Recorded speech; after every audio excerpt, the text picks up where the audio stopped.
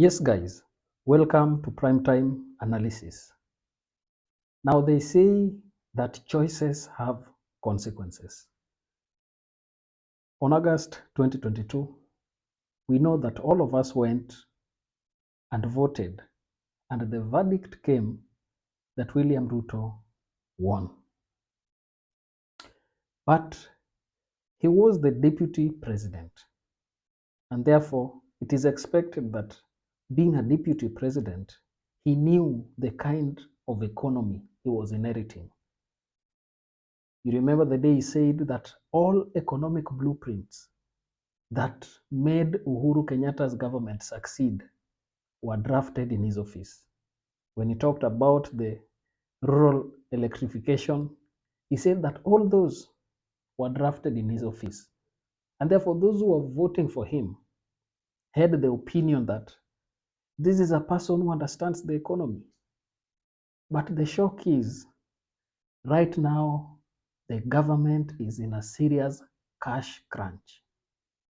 Economy is doing poorly everywhere, and the government does not have funds.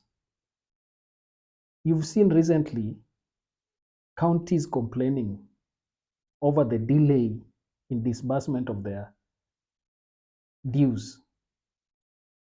In fact, counties are demanding something close to 94 billion shillings, and that has not been released, despite the constant promises given from the government and the treasury. Nothing is happening. If you look at the school capitation for free primary education and everything, the schools are behind because they are demanding around 28 billion. If you looked at today's Taifa Leo, they had a very good headline that pesa zao ziko wapi, because these are money that were being disbursed. Previous government did not have any issue paying and ensuring that government services run smoothly. Now schools are in a halt. You also know that NHIF is not working in private hospitals. They owe the government 20 billion Kenya shillings. And they have said we will not go ahead with this system. If you look at the Inua Jamii program, where the elderly are supposed to receive something close to 2,000 stipend every month, the elderly are crying. They don't have any money. This is because there is a serious cash crunch. And one would wonder, where is this money going? Where is the money?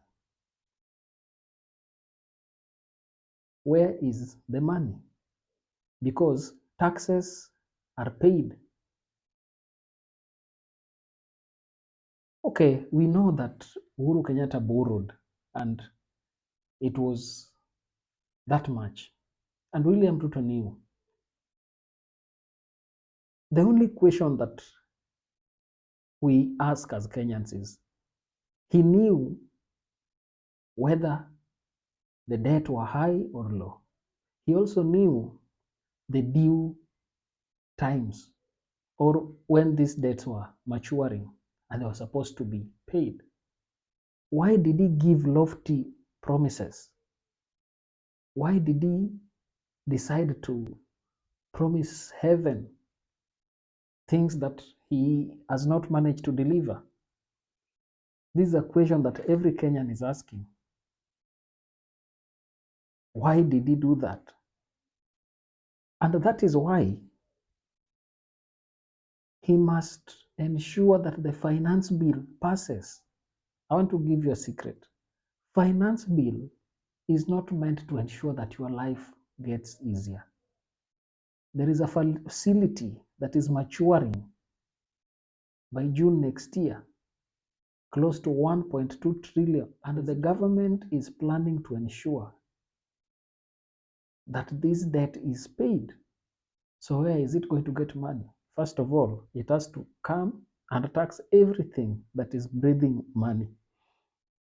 That is why you'll hear that if you are selling 1,350, you are liable to paying, is it withholding tax? A turnover tax, I guess. Eh? You are liable to paying that. The kind of financial obligation that this government has requires huge money. And therefore, it has to find every means, whatever you do, any idea that you bring across, the government will not take it because it is in a serious fix. And therefore, it must find a way of financing the deficit that it has. You remember, like this year, it was projected that between in the months of June and May, they would collect around 280 billion in taxes. But given the fact that these are the last months of the financial year, performance of the economy is always down. And therefore, if you look at projection that they planned to get at the end of the year, surely there is a shortfall. That is why he went directly to the KRA and told them that there are inefficiencies and there are people who must ensure that they up their game. So right now, regardless of the tax that you are seeing, whether it is housing levy, I know it is very unpopular. And I know as a Kenyan, even me, it's not easy for me to pay that tax.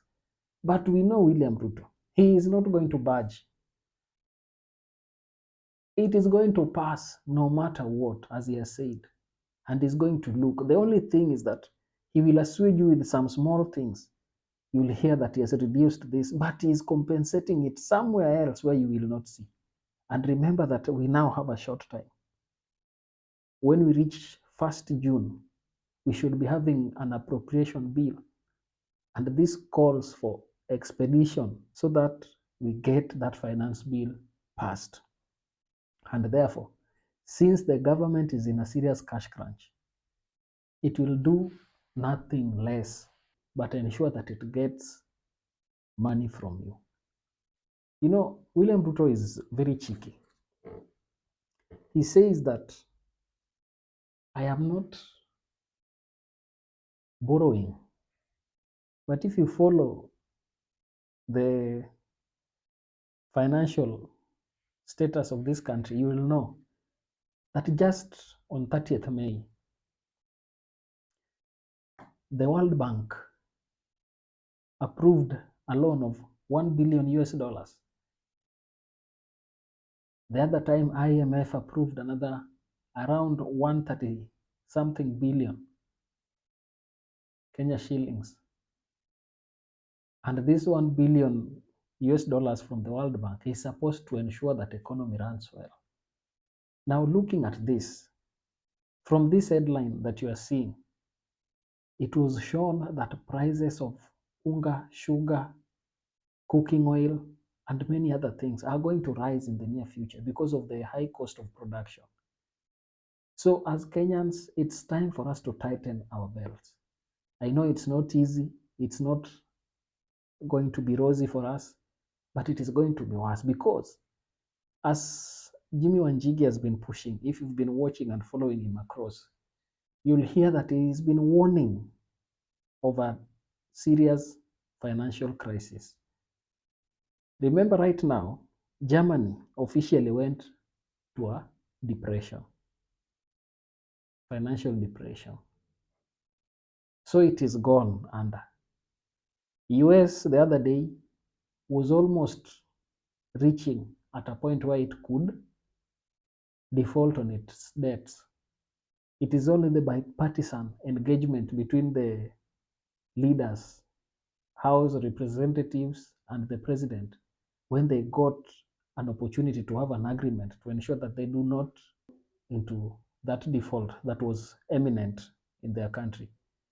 Therefore, as a country, wherever you are, be warned that even as you're planning your financial plans, how you want your life to go, the way you are budgeting on how you are going to spend even in the near future, you must factor in the issues of market shocks that are going to interfere with how you are planning and with how your purchasing power will be.